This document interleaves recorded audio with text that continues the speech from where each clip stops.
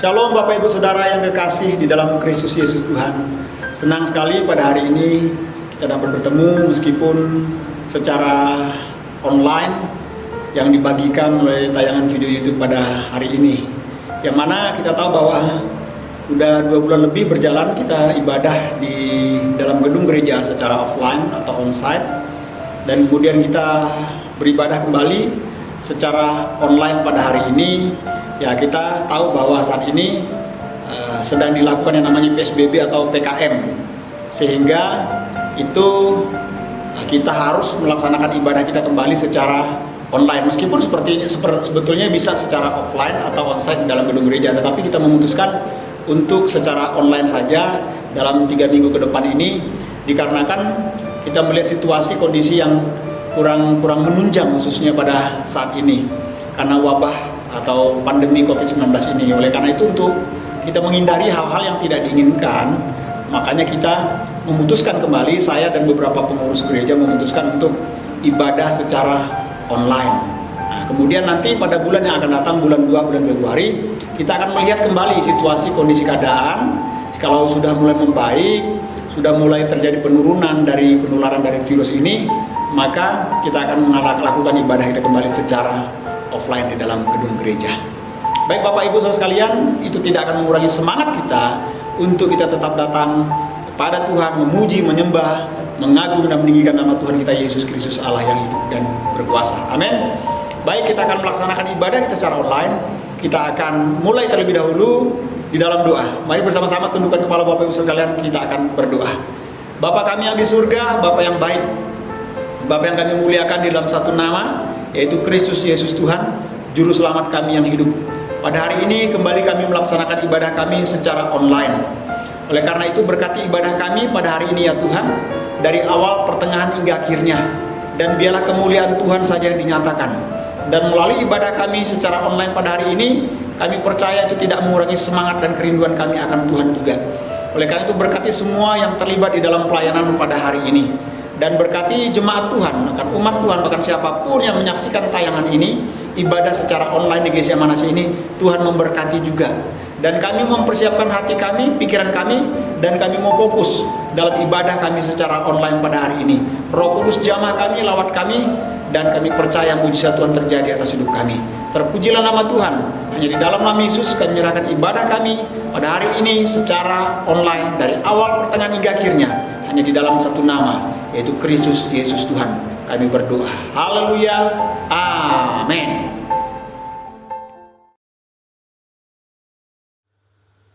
Haleluya, Yesus Tuhan.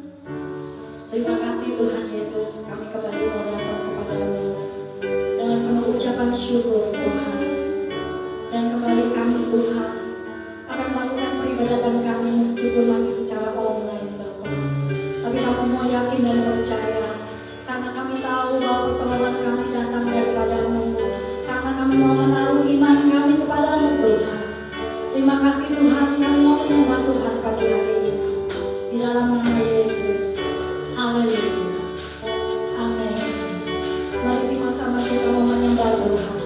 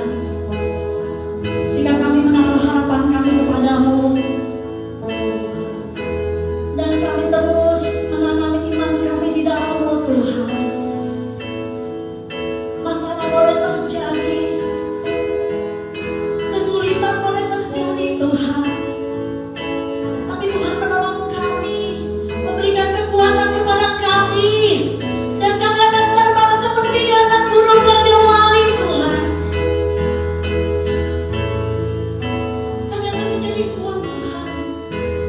Dan kami tetap bersandar kepadamu Bapa di dalam hidup kami. Kami bersyukur, kami bersyukur, kami bersyukur Tuhan. Haleluya, Yesus Tuhan, ajaib namamu Tuhan. Terima kasih Tuhan Yesus, terima kasih. Harapan kami tetap kami mau taruh di hadapan-Mu Tuhan. Kami terus mengundang hadirat-Mu nyata di tengah-tengah keluarga kami, nyata dalam aspek kehidupan kami Tuhan. Dan kami mau tetap mendengarkan Tuhan berbicara di dalam hidup kami melalui hamba-Mu yang akan menyampaikan kebenaran firman Tuhan. Tuhan pakai, Tuhan urapi, sehingga firman itu menjadi firman yang kami hidupi di dalam hidup kami. Dan kami boleh menjadi anak-anak Tuhan yang tetap dalam situasi dan kondisi apapun tetap memuliakan nama Tuhan Yesus. Terima kasih Bapak, terima kasih. Di dalam nama Yesus kami berdoa. Haleluya. Amin.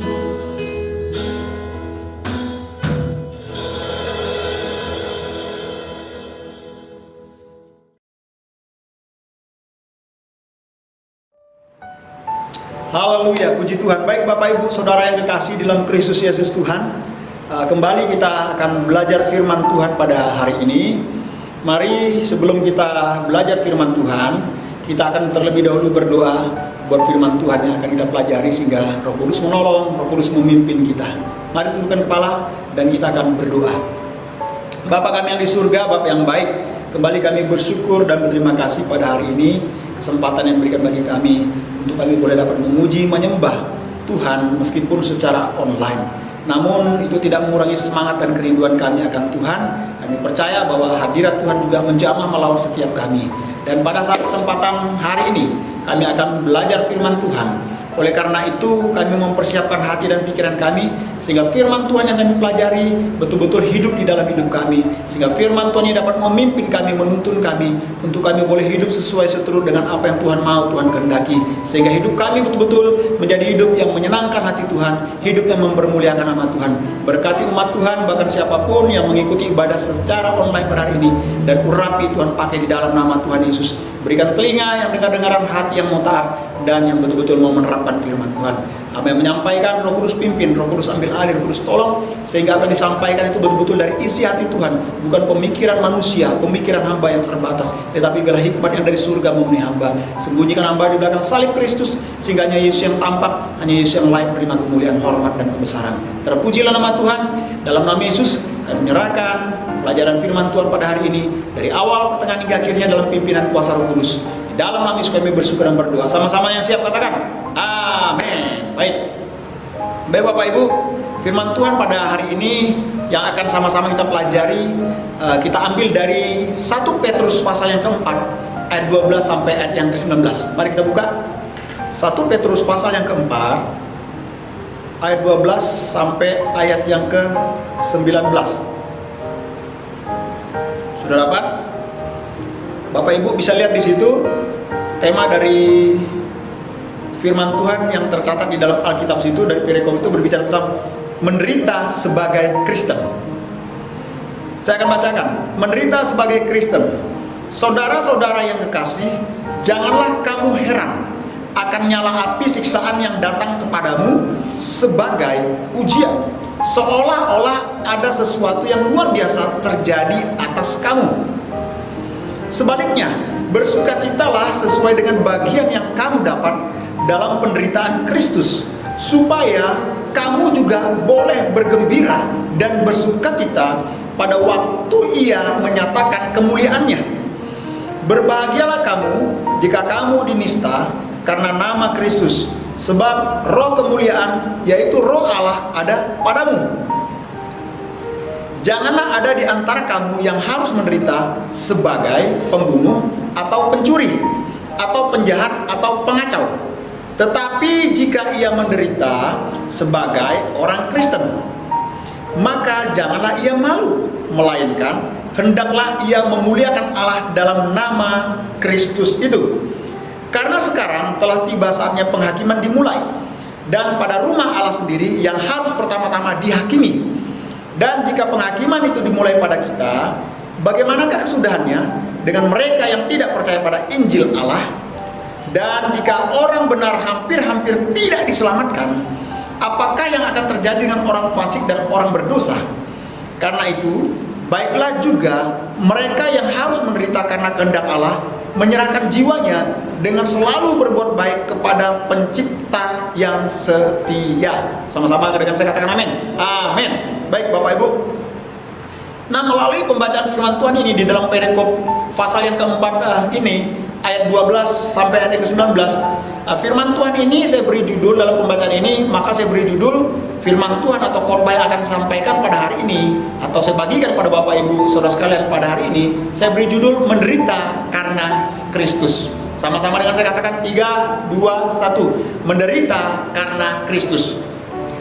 Nah, ketika kita mengalami yang namanya penderitaan, saya mau katakan janganlah kita mengalami suatu penderitaan untuk suatu hal yang salah, suatu hal yang tidak benar.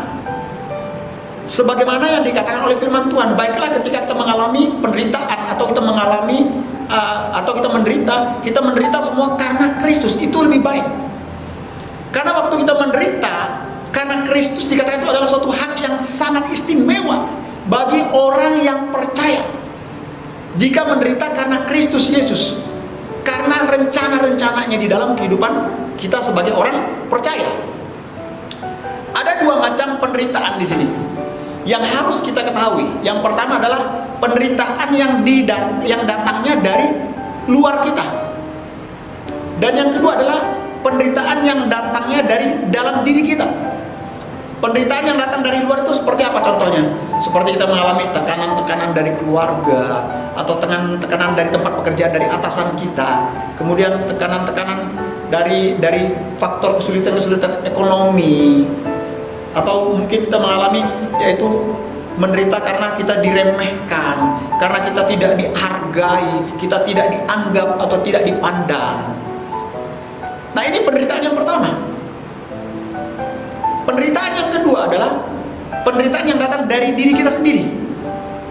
Konflik-konflik yang tidak terselesaikan, ya kan? Konflik-konflik yang masih kita bawa, kita simpan di dalam hati, di dalam diri kita. Yang berarti mana kita tidak mau menyelesaikan konflik tersebut dengan cara berdamai, dengan cara memaafkan, dengan cara mengampuni. Nah, ini penderitaan yang datang dari diri kita sendiri. Dan ini tergantung bagaimana kita merespon. Apakah kita mau membuka hati kita untuk Tuhan agar Tuhan memulihkan kita atau tidak. Itu semua kembali tergantung kepada kita yang memutuskan. Firman Tuhan pagi hari ini yang kita baca, atau hari ini yang kita baca, Rasul Petrus mengingatkan kepada kita, janganlah kita sebagai orang Kristen itu menderita sebagai seorang yang pertama. Firman Tuhan kata seorang pencuri. Janganlah kita sebagai orang Kristen itu menderita yang pertama, menderita sebagai seorang pencuri. Nah, kita tahu bahwa seorang pencuri adalah seseorang yang mengambil barang seseorang tanpa sepengetahuan dari si pemilik barang tersebut.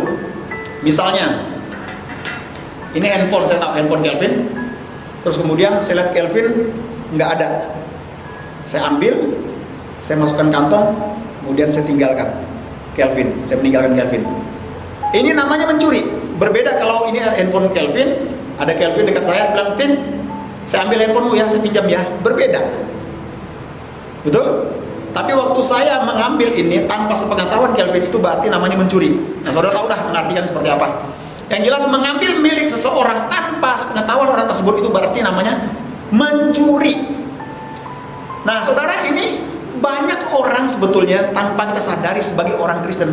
Banyak orang Kristen juga tanpa mereka sadari, mereka juga seringkali mencuri. Sekali lagi, mereka seringkali mencuri. Dan itu terus-menerus terjadi sepanjang kehidupan mereka sebagai orang Kristen. Mencuri apa? yaitu mencuri dari Tuhan. Mungkin kita tidak mencuri dari teman kita, tetangga kita, orang-orang terdekat kita mengambil milik mereka tanpa sepengetahuan mereka. Tetapi tanpa kita sadari, kita juga seringkali mencuri, bahkan terus-menerus mungkin dalam kehidupan kekristenan kita mencuri daripada Tuhan. Pertanyaannya, mencuri dalam hal apa? Mencuri dalam hal apa, saudara? Ada dua. Yang pertama, mencuri yang namanya kemuliaan Tuhan. Pertanyaannya lagi, apa itu mencuri kemuliaan Tuhan? Sebagai hamba Tuhan, sebagai pelayan Tuhan, barangkali kita pernah melakukan suatu kesalahan dengan mengambil yang namanya kemuliaan Tuhan di dalam pelayanan-pelayanan yang Tuhan percayakan bagi kita. Sebagai pelayan Tuhan, kita mengambil kemuliaan Tuhan di dalam pelayanan-pelayanan yang dipercayakan Tuhan bagi kita. Untuk apa? Untuk kebanggaan diri kita sendiri. Dengan tujuan apa? Dengan tujuan agar kita dikenal oleh orang banyak, agar kita mendapatkan pujian dari orang-orang yang banyak atau orang-orang yang ada di sekeliling kita.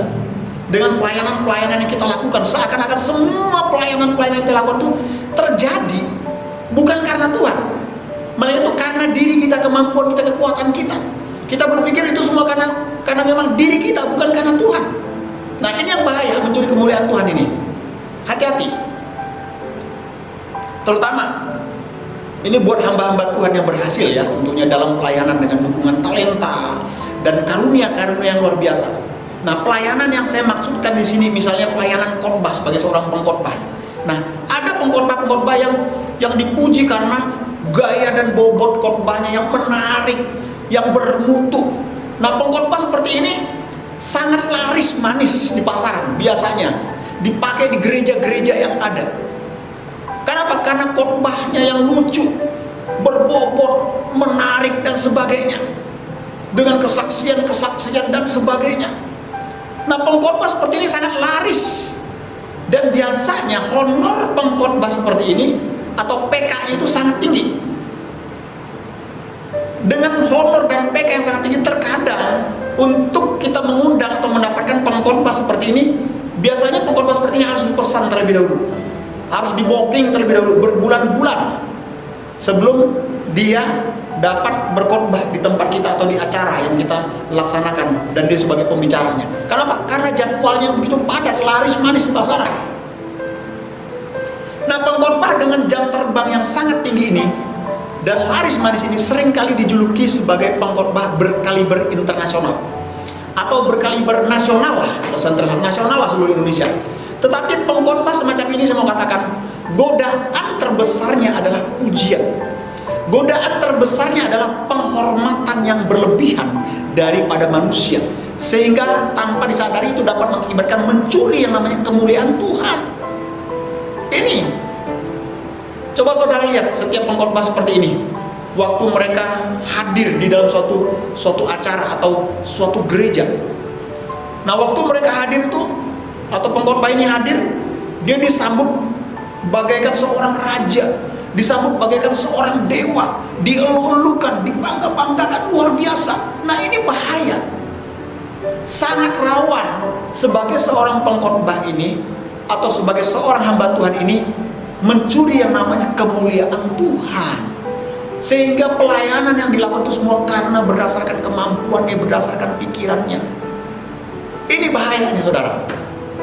Nah, jadi salah satu godaan yang harus dilawan sebagai seorang pelayan Tuhan, sebagai seorang pengkhotbah adalah mencuri kemuliaan Tuhan. Ini yang harus diwaspadai. Ya, itu termasuk saya, termasuk pelayan-pelayan Tuhan di gereja. Saya tidak mau bilang pelayan Tuhan gereja yang lain atau pendeta-pendeta di tempat khotbah yang lain. Termasuk saya mau bilang, dan pelayan Tuhan yang ada dalam gereja. Nah, yang kedua, saudara, tidak hanya tanpa kita sadari seringkali kita mencuri. Yang pertama, mencuri kemuliaan Tuhan. Yang kedua, apakah saudara tahu ada satu dosa? Ya, ada satu dosa yang tidak mau diakui oleh orang Kristen, tidak mau diakui oleh siapapun, mungkin termasuk saudara, mungkin juga itu termasuk saya. Tapi saya berani untuk mengakui itu, karena saya tidak pernah melakukan itu juga. Nah, ada satu dosa ya yang tidak mau diakui oleh banyak orang Kristen. Dan dosa itu adalah dosa yang paling ditakuti oleh banyak orang Kristen. Bukan hanya takut, bahkan untuk disebutkan pun ditakuti oleh orang Kristen untuk menyebutkan dosa ini. Yaitu kita takut untuk mengakui karena tidak ada satupun orang yang memang berani untuk mengakui atau menyebutkan dosa ini, saudara. Orang-orang mau mengakui, saudara mau mengakui bahwa saudara telah melakukan kesalahan atau melakukan dosa yang kelam di masa lalu. Saudara mau mengakui itu, saudara berani untuk mengakui akan hal itu. Banyak orang Kristen berani, bahkan itu dijadikan suatu kesaksian untuk menguatkan saudara-saudara seiman. Dia mengakui dosa-dosa masa lalunya, dosa-dosa kelamnya, seperti sebagai seorang pemabuk, suka mukul istri mungkin, ya kan? Kemudian mencuri, membunuh, merampok, selingkuh, judi dan lain sebagainya. Banyak orang Kristen mau mengakui dosa-dosa seperti ini. Dia bersaksi, sehingga itu menjadi berkat bagi saudara seimannya. Tetapi belum pernah ada orang Kristen yang mau mengakui satu dosa. Yaitu dosa apa, saudara? Satu, dosanya dosa apa yang tidak mau diakui dan tidak berani untuk mengakui itu sampai dengan saat ini. Banyak orang Kristen, yaitu tidak hanya mencuri kemuliaan Tuhan. Mencuri kemuliaan Tuhan itu berbeda, tapi adalah mencuri yang namanya persepuluhan. Mencuri yang namanya persepuluhan. Nah, mengapa dikatakan kalau kita tidak mengembalikan unsur itu sama dengan mencuri? Bapak Ibu coba buka di dalam Maliaki pasal yang ke-3 ayat 6 sampai 12. Coba buka, ayo sama-sama kita buka, kita baca. Maliaki itu perjanjian lama dan sebelum masuk perjanjian baru. Jadi Matius, sebelum Matius itu Maliaki. Nah, Bapak Ibu buka di dalam Maliaki pasal 3 ayat 6 sampai ayat yang 12. Coba buka. Saya akan bacakan ya, tidak semua ayat lah. Saya bacakan sedikit aja. Pembayaran persembahan persepuluhan menyenangkan hati Allah. Bahwasanya aku Tuhan tidak berubah dan kamu Bani Yakub tidak akan lenyap. Sejak zaman nenek moyangmu, kamu telah menyimpang dari ketetapanku dan tidak memeliharanya. Kembalilah kepadaku, maka aku akan kembali kepadamu. Firman Tuhan semesta alam. Tetapi kamu berkata, dengan cara bagaimanakah kami harus kembali? Bolehkah manusia menipu Allah? Namun kamu menipu aku. Tetapi kamu berkata, dengan cara bagaimanakah kami menipu engkau? Mengapa mengenai persembahan, persepuluhan dan persembahan khusus? Kemudian kamu telah kena kutuk, tetapi kamu masih menipu aku. Ya, seluruh bangsa. Bawalah seluruh persembahan persepuluhan itu ke dalam rumah perbendaharaan, supaya ada persediaan makanan di rumahku, dan ujilah aku. Firman Tuhan semesta alam. Apakah aku tidak membukakan bagimu tingkap-tingkap langit dan mencurahkan berkat kepadamu sampai berkelimpahan?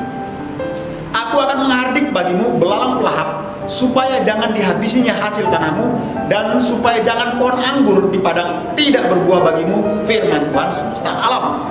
Maka segala bangsa akan menyebut kamu berbahagia, sebab kamu ini akan menjadi negeri kesukaan. Menjadi negeri kesukaan. Firman Tuhan semesta alam. Nah, Bapak Ibu lihat di ayat yang ke-8 secara khusus. Bolehkah manusia menipu Allah?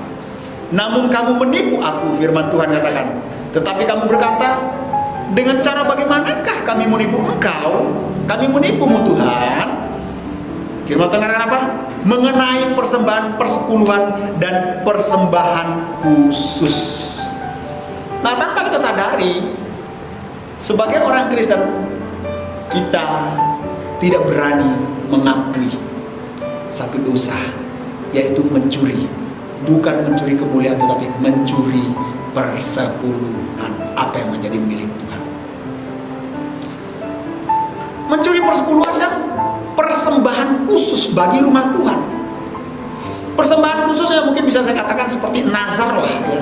Kita bernazar bagi Tuhan, tetapi kita tidak menepatinya. Contohnya siapa? Ananias dan Safira. Waktu dia menjual hasil penjualan tanahnya, dia bersekongkol suami istri. Kemudian dia datang ke hadapan rasul-rasul, yaitu kepada depan Rasul Petrus. Kemudian dia mempersembahkan hasil dari penjualan tanahnya. Dia bilang, ini seluruh dari hasil penjualan tanahnya diserahkan bagi pekerjaan Tuhan. Dia berbohong. Padahal sudah mempersembahkan khusus bagi Tuhan, tapi dia berbohong. Tidak sepenuhnya diberikan, separuhnya ditahan, separuhnya diberikan di bawah kaki Rasul untuk persembahan khusus bagi pekerjaan Tuhan. Nah, karena dia berbohong ini akhirnya apa? Ia mengalami yang namanya kematian. Istrinya yang sekongkol pun, istrinya pun mengalami kematian pada saat itu juga. Nah, Bapak Ibu Saudara sekalian, jadi menurut saya alasannya mengapa orang Kristen banyak yang tidak mau mengakui dosa yang satu ini, yaitu tentang persepuluhan. Mengapa? Saya mau katakan karena ini merupakan akar dari dosa yang pertama. Yang kedua, dasar dari segala dosa. Dan yang ketiga, asal dari penyebab dosa. Jadi yang pertama, akar dari dosa, dasar dari segala dosa, dan asal dari penyebab dosa, yaitu cinta akan uang. Inilah yang menjadi alasan mengapa akhirnya orang tidak berani untuk memberikan persepuluhan, dan dia tidak berani untuk mengakui bahwa dia tidak pernah membayar persepuluhan atau memberikan persepuluhan. Ada yang mungkin mengaku dia tidak mau memberikan persepuluhan, ada, tapi dia mempunyai alasan karena firman Tuhan kan kita hidup dalam perjanjian baru. Kita tidak mesti lagi memberikan persepuluhan dengan dalih, dengan alasan seperti itu. Nah, memang kita hidup dalam perjanjian baru, bukan perjanjian lama. Tetapi Yesus datang ke dunia untuk menggenapi perjanjian lama itu, kitab Taurat itu. Bukan untuk meniadakan hukum Taurat, tapi untuk menggenapi daripada hukum Taurat. Berarti Kejadian sampai Wahyu itu tetap berlaku atas kehidupan itu orang percaya. Tapi memang dikatakan ada 3 macam hukum. Dari khotbah-khotbah saya yang sebelumnya secara online sudah dijabarkan, yaitu hukum Allah. Hukum Allah berbicara tentang kekudusan Tuhan kepada manusia. Yang kedua adalah hukum yang namanya seremonial. Seremonial berarti hukum tentang ibadah dan sebagainya. Dan yang ketiga adalah hukum secara sosial. Nah, Bapak Ibu bisa lihat di khotbah-khotbah saya sebelumnya, Bapak Ibu bisa cari situ tentang memberikan persepuluhan. Di situ dijelaskan. Nah, Bapak Ibu saudara sekalian yang kekasih di dalam Kristus Yesus Tuhan. Tuhan Yesus sendiri sudah mengingatkan kepada setiap kita orang percaya, kepada setiap kita orang Kristen, kepada setiap kita pengikut Yesus di dalam Lukas pasal yang ke-12 ayat yang ke-15. Begini bunyi firman Tuhan, katanya lagi kepada mereka, berjaga-jagalah dan waspadalah terhadap segala ketamakan. Sebab walaupun seorang berlimpah-limpah hartanya, hidupnya tidaklah bergantung daripada kekayaannya itu. Jadi di sini dosa yang tidak ingin diakui oleh orang Kristen adalah ketamakan atau cinta akan uang. 90% seharusnya sudah cukup Tuhan memberikan bagi kita, 10% kembalikan ke dalam rumah Tuhan. Tetapi sulit kita untuk memberikan, karena apa? Ketamakan dan cinta akan uang inilah yang membuat kita sulit untuk mengembalikan apa yang menjadi miliknya Tuhan ke dalam rumah perbendaharaan Tuhan. Saya mengajarkan pada jemaat Manasye, mari Bapak Ibu sekalian, kembalikan apa yang menjadi milik Tuhan. Belajarlah di tahun ini, meskipun dalam kekurangan dan kesulitan, belajar kembalikan apa yang menjadi milik Tuhan. 10% sebagai ungkapan rasa syukur kita, karena Tuhan memberikan kekuatan, kesehatan, nafas, kehidupan bagi kita, untuk kita dapat melakukan seluruh aktivitas pekerjaan kita dan menghasilkan uang. Dan uang yang kita hasilkan itu 90% untuk kita kelola, 10% ke dalam rumah Tuhan. Mari Bapak Ibu, saya mau katakan jemaat Manasye, lakukan ini. Maka Bapak Ibu akan melihat sebagaimana Malaki mengatakan, bukankah dia akan membukakan bagimu tingkat-tingkat berkat dari langit dan mencurahkan ke dalam ribaanmu. Yakini akan firman Tuhan. Nah, Bapak Ibu saudara sekalian yang saya kasih dalam Kristus Yesus Tuhan, kalau kita melihat, memang banyak, bahkan gak usah banyak lah, ada pelayan Tuhan dan orang-orang Kristen yang tanpa disadari mencuri dari Tuhan, baik mencuri kemuliaan Tuhan, baik mencuri persepuluhan dan persembahan khusus bagi Tuhan. Nah, pertanyaannya, bagaimana dengan kita pagi hari ini, pada hari ini, yaitu Bapak Ibu saudara sekalian? Bagaimana dengan Bapak Ibu saudara sekalian? Apakah Bapak Ibu saudara sekalian mau disebut sebagai seorang pencuri di hadapan Tuhan atau tidak? Apakah Bapak Ibu mau disebut sebagai seorang penipu di hadapan Tuhan atau tidak? Semua kembali kepada pribadi kita masing-masing. Firman Tuhan ini mungkin keras, firman Tuhan ini mungkin menyinggung Bapak Ibu saudara, tetapi ini adalah kebenaran firman Tuhan. Mari kita membuka hati kita agar firman Tuhan ini betul-betul menjadi rema dalam hidup kita dan kita menerapkan di dalam kehidupan kita, sehingga kehidupan kita betul-betul menjadi kehidupan yang diberkati oleh Tuhan. Amin Bapak Ibu sekalian. Yang kedua, yaitu Janganlah kita menderita sebagai pencuri. Yang Rasul Petrus katakan yang kedua adalah janganlah kita menderita sebagai orang Kristen sebagai apa? Pelaku kejahatan. Nah, kalau kita melihat begitu banyak orang Kristen yang masuk di dalam penjara, kalau Bapak Ibu lihat di seluruh Indonesia, coba Bapak Ibu lihat, banyak sekali orang-orang Kristen yang masuk di dalam rumah tahanan atau lembaga permasyarakatan pada saat ini.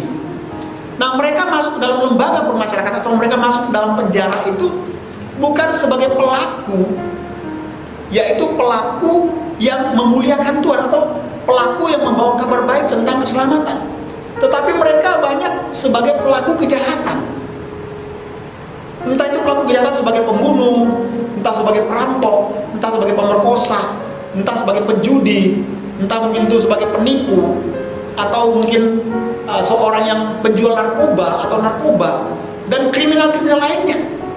Nah, kalau kita lihat banyak di situ orang-orang Kristen, bahkan ada yang kita katakan mungkin anak-anak Tuhan yang masuk ke dalam penjara karena tindakan kriminal atau karena sebagai pelaku kejahatan. Ini sangat-sangat sebetulnya merusak kesaksian kita sebagai orang Kristen, merusak kesaksian kita sebagai orang percaya. Makanya Rasul Petrus mengingatkan kepada kita, janganlah kita menderita akan hal-hal yang merusak kesaksian kita sebagai orang Kristen, yang mempermalukan Tuhan kita Yesus Kristus. Janganlah kita menderita akan hal-hal ini. Baiklah kalau kita menderita karena Yesus. Seperti apa? Seperti dikucilkan dari keluarga dan lingkungan. Karena apa? Karena kita menjadi pengikut Kristus. Nah, menderita seperti ini kan betul-betul menjadi satu kesaksian yang betul-betul dapat memberkati banyak orang yang mempermuliakan nama Tuhan. Jangan menderita sebagai seorang pembunuh, sebagai seorang pencuri, sebagai seorang perampok, sebagai seorang penipu. Jangan kita menderita dalam hal-hal seperti ini. Baiklah kita menderita karena memang kita dikucilkan dari keluarga, dari lingkungan. Kenapa? Karena kita mengikut Yesus. Yang kedua, kita menderita karena apa? Karena dianiaya, di penjara. Karena apa? Karena Kristus. Nah, kalau kita menderita seperti ini adalah penderitaan yang betul-betul mempermuliakan nama Yesus. Jangan menderita yang mempermalukan nama Yesus. Kita melihat ada hamba Tuhan yang 2 tahun yang lalu kalau nggak salah itu, yang punya latar belakang berbeda kepercayaan, kemudian percaya bertemu dengan Yesus. Kemudian dia sangat radikal memberitakan Injil, kabar keselamatan Injil dalam Yesus Kristus. Dia menginjili banyak orang, ratusan, bahkan mungkin ribu udah sekarang. Akhirnya ditangkap, dia dipenjarakan. Di dalam penjara, dia banyak menginjili orang-orang dalam penjara, sehingga orang dalam penjara itu bertobat dan percaya pada Yesus. Menderita gak dia? Mengalami penderitaan. Dianiaya gak dia? Dianiaya kebebasannya, di penjara. Tetapi itu semua apa? Karena untuk memperkenalkan dan mempermuliakan nama Yesus Kristus. Tidak jadi masalah. Ini yang dimaksud oleh Rasul Petrus. Menderita sebagai orang Kristen, menderita karena Kristus, bukan yang lain. Bagaimana dengan Bapak Ibu Saudara sekalian, dengan kita semua? Apakah kita bersedia jika hal-hal ini datang dan terjadi di dalam kehidupan kita? Nah, jikalau Bapak Ibu Saudara sekalian bersedia, maka tanpa Bapak Ibu Saudara sadari bahwa Bapak Ibu Saudara sekalian sedang mempermuliakan Tuhan kita Yesus Kristus. Amin. Amin Bapak Ibu sekalian. Amin. Jangan sampai kita mempermalukan Tuhan kita Yesus Kristus. Tetapi marilah kita menderita. Karena apa? Dalam penderitaan itu karena Kristus, maka kita sedang mempermuliakan nama Tuhan kita Yesus Kristus. Kesimpulannya saya mau kasih tahu pada Bapak Ibu sekalian, jangan kita menjadi orang Kristen yang menderita karena hal-hal yang salah, hal-hal yang tidak benar, yang kita perbuat, yang kita lakukan di dalam kehidupan kita ini. Baiklah jikalau kita menderita seperti yang dikatakan oleh Rasul Petrus, baiklah itu kita menderita karena iman kita kepada Yesus Kristus, Tuhan dan Juru Selamat kita yang hidup. Katakan amin. Tuhan Yesus memberkati. Mari bersama-sama tundukkan kepala dan kita akan berdoa bersyukur buat firman Tuhan pada hari ini. Bapa kami yang di surga, Bapa yang baik, kembali kami bersyukur dan berterima kasih pada hari ini buat kebenaran firman Tuhan yang berbicara menderita karena Kristus.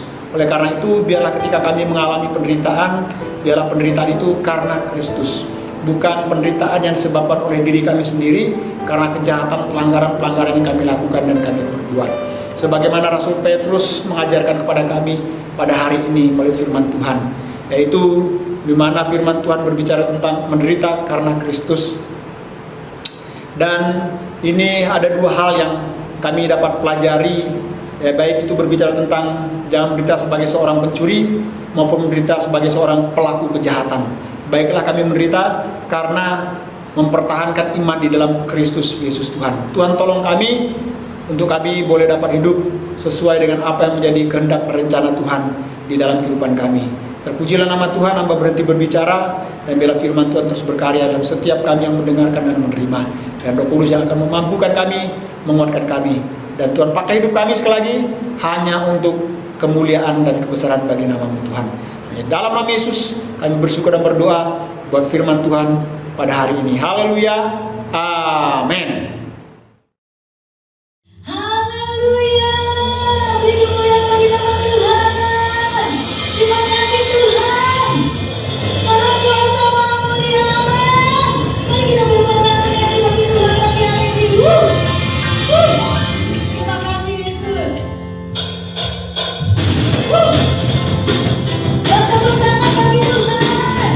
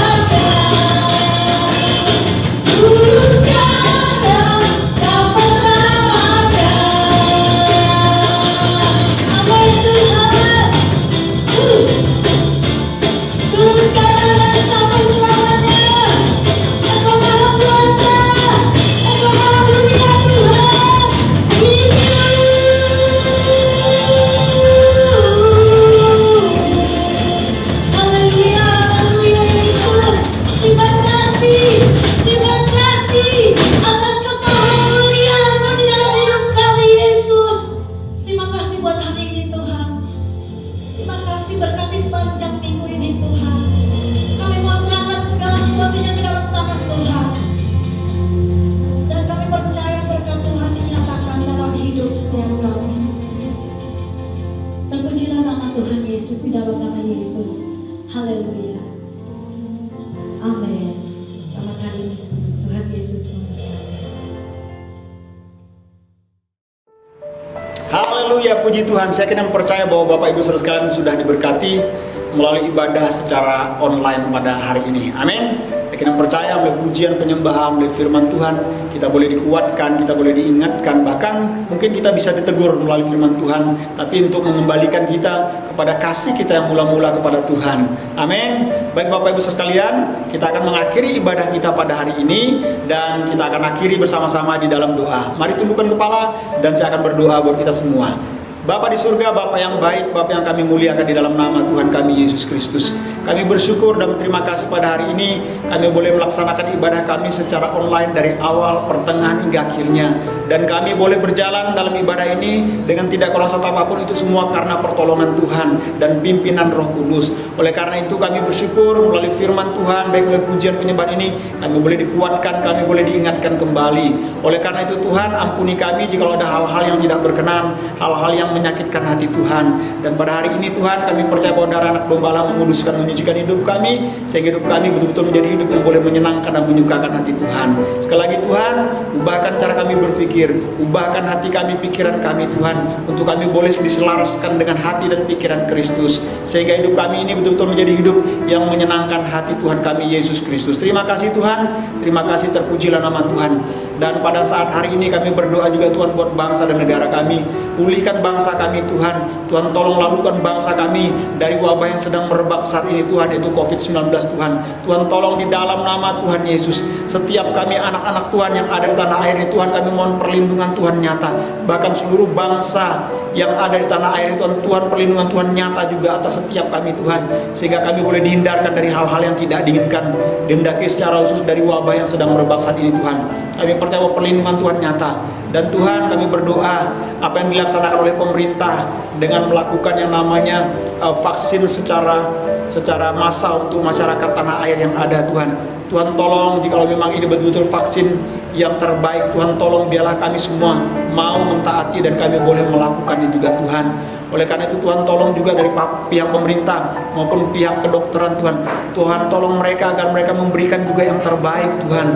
Bukan untuk keuntungan pribadi mereka, tetapi untuk bangsa ini, masyarakat yang ada. Sehingga betul-betul kami boleh dipulihkan. Kami boleh betul-betul dijauhkan dari wabah yang sedang merebak ini Tuhan. Sehingga kami boleh beraktivitas kembali Tuhan, bekerja boleh dengan leluasa, bahkan beribadah dengan leluasa, bahkan anak-anak kami juga boleh bersekolah atau melanjutkan sekolah mereka kembali dengan leluasa tanpa ada rasa takut dan kekhawatiran akan wabah ini. Tuhan tolong sekali lagi di dalam nama Tuhan Yesus kami berdoa. Tuhan mau berdoa Tuhan buat Pulau Bali. Tuhan, kami serahkan Pulau Bali ke dalam tangan kasih Tuhan di mana tempat kami berada.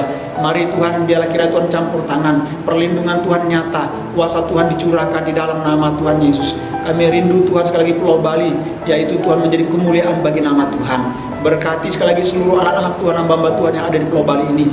Mari Tuhan pakai kami Tuhan untuk menjadi berkat, saluran berkat bagi Pulau Bali ini Tuhan, sehingga nama Tuhan dipermuliakan. Terpujilah nama Tuhan, di dalam nama Yesus kami berdoa. Dan hamba berdoa buat seluruh sidang jemaat Tuhan, bahkan siapapun yang menyaksikan tayangan ini dalam pergumulan-pergumulan secara pribadi, Tuhan Yesus yang menjadi sumber jawaban pertolongan bagi jemaat Tuhan, bahkan umat Tuhan, bahkan siapapun yang menyaksikan tayangan ini. Hamba berdoa di dalam nama Tuhan Yesus Kristus, yang sakit Tuhan sembuhkan, yang kekurangan secara ekonomi Tuhan tolong pulihkan, Tuhan berkati di dalam nama Tuhan Yesus. Yang mempunyai persoalan masalah secara pribadi, yang sepertinya tidak ada jalan keluar, Tuhan datang dan Tuhan hadir dalam kehidupan pribadi masing-masing umat Tuhan, sehingga Tuhan menyatakan bahwa Tuhanlah jalan keluar pertolongan satu-satunya. Hamba berdoa di dalam nama Tuhan Yesus Kristus.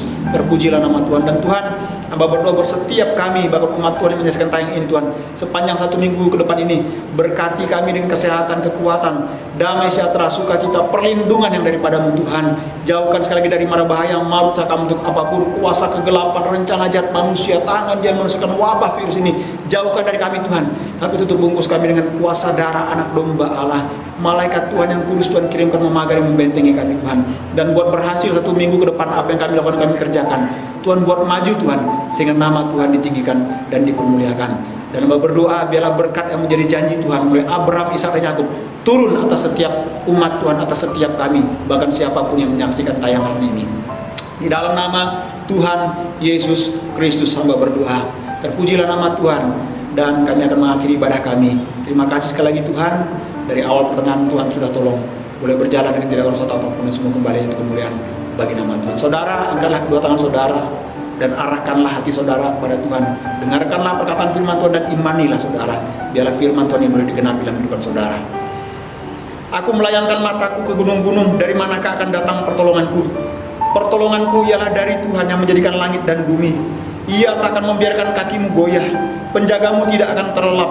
Sesungguhnya tidak terlelap dan tidak tertidur penjaga Israel. Tuhanlah penjagamu, Tuhanlah naunganmu. Di sebelah tangan kananmu matahari tidak menyakiti engkau pada waktu siang, atau bulan pada waktu malam. Tuhan akan menjaga engkau terhadap segala kecelakaan. Ia akan menjaga nyawamu. Tuhan akan menjaga keluar masukmu dari sekarang sampai selama-lamanya. Terimalah dan bawalah berkat yang daripada Allah Bapa, kasih karunia kecintaan daripada Putra yang tunggal Tuhan Yesus Kristus, serta pertolongan, penghiburan, kekuatan daripada kuasa Roh Kudus yang akan menyertai saudara dan saya mulai hari ini, esok sampai Maranatha, sampai Tuhan Yesus datang kali kedua menjemput kita semua di awan-awan. Sama-sama yang berkati katakan amin. Tuhan Yesus memberkati. Shalom Aleichem, Besem Amasyah. Nantikan ibadah online di minggu yang akan datang.